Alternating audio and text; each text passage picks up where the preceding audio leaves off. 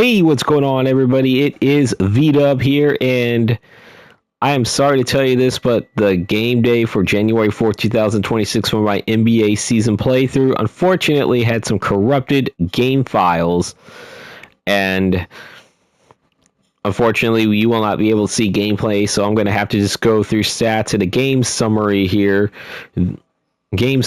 as we go on here.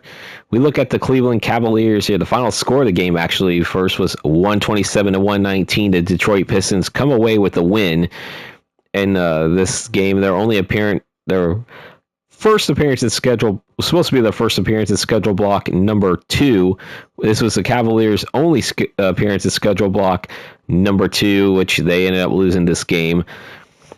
It was 127 to 119. The Pistons, I think, in the third quarter had an 18-point lead. The Cavaliers were able to get it to only within 4. The Pistons were able to hit free throws towards the end to win the game.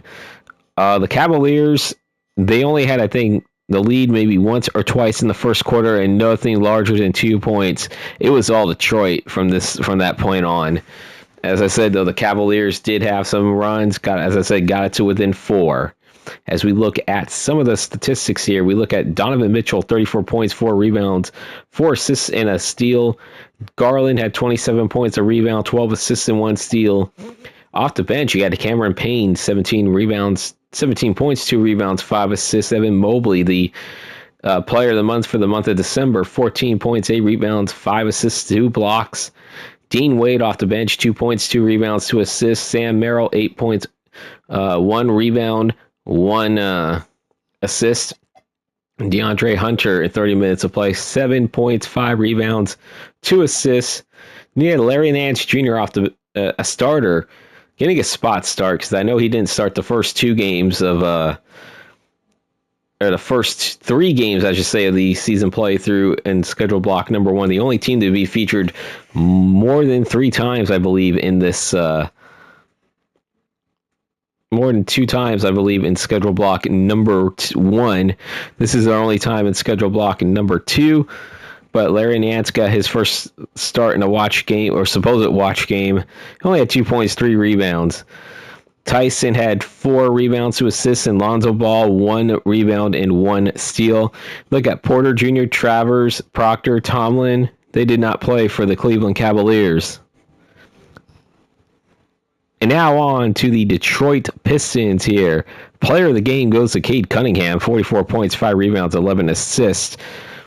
Where you have Jalen Duren in 31 minutes, 28 points, 22 rebounds, so a 20-20 game for him. He almost had a 30-20 game, and he had a steal as well. Karis LeVert, 14 points, 5 rebounds, 4 assists, and a steal. Asar Thompson, 14 rebounds, 12 assists, 5 rebounds. Or 14 points, 12 rebounds, 5 assists. Tobias Harris, 13 points, 4 rebounds, 4 assists. Followed by Duncan Robinson, 9 points, 2 rebounds, and 1 assist. Stewart had 3 points and a rebound. Saucer, 2 points, 2 rebounds, 1 assist. Followed by Holland, with no stats in 9 minutes of play. Same with Jones. Lanier, Jenkins, Klintman, Reed, and Green did not play for the Detroit Pistons. As I said, the game footage was corrupted, but the rest of them, with the post-game ticker, the injury report, and my sign-off, they are all good. So with that, we're going to head to the post-game ticker now. It is now time for the post-game ticker, brought to you by 2K Sports, and we start off with the remaining games for Sunday, January 4th, 2026. We just watched the Pistons defeat the Cavaliers 127 to 119. The Pacers back to 500, 135 to 113 winners over the Orlando Magic. That was a game that we watched a couple days ago where the 2 teams played in Indianapolis. But now the Pacers did get the win in the land of the evil mouse. The Nets 137-129 winners over the Denver Nuggets. The Heat 141 to 125 winners over the New Orleans Pelicans.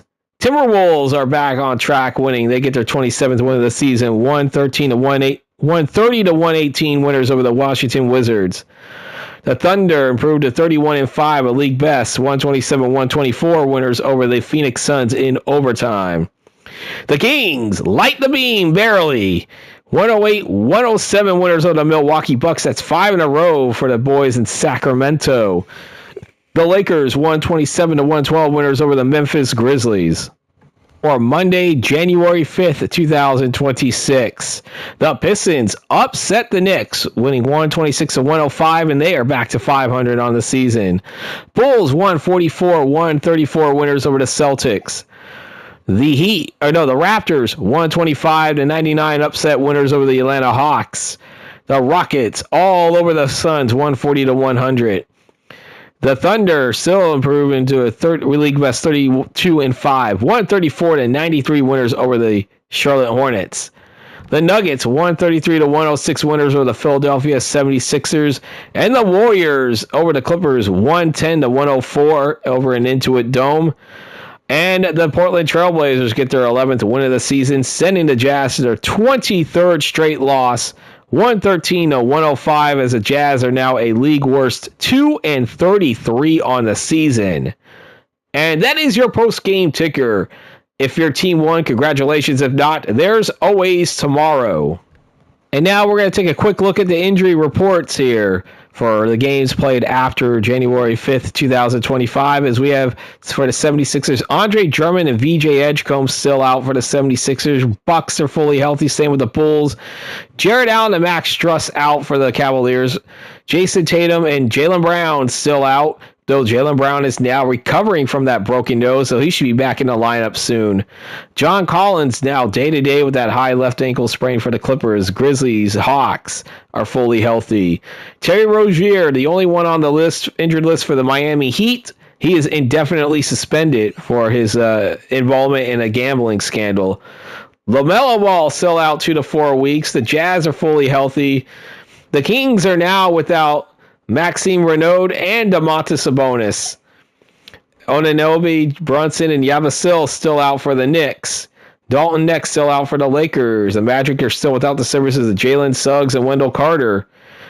Anthony Davis is still out 1 to 2 weeks as Dante Exum is back in the lineup. Terrence Mann and now Michael Porter Jr. now added to the Brooklyn Nets list for the injuries. Peyton Watson still out, but now you got Aaron Gordon and Nikola Jokic. Jokic actually has the flu, so he might be missing a couple of days. Once he gets better, he'll be back in the lineup, but Aaron Gordon's going to be out for a little bit. Tyrese Halliburton, we know his injury. Pelicans are fully healthy. Jaden Ivey still out for another 1 to 2 months. Pirtle's still out for the Raptors for 2 to 4 weeks. We know about Fred VanVleet's injury out for the season. Devin Vassell still has another 1 to 2 weeks before he's back in the lineup for the Spurs. Suns fully healthy.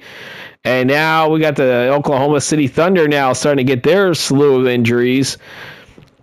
Jalen Williams, Hartenstein, and now Shai Gilgeous-Alexander out for the Thunder.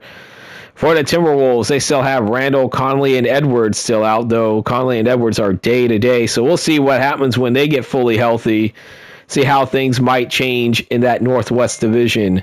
The Portland Trailblazers without Kamara still. Lillard, we know, is out for the season. And Brandon Podziemski back out.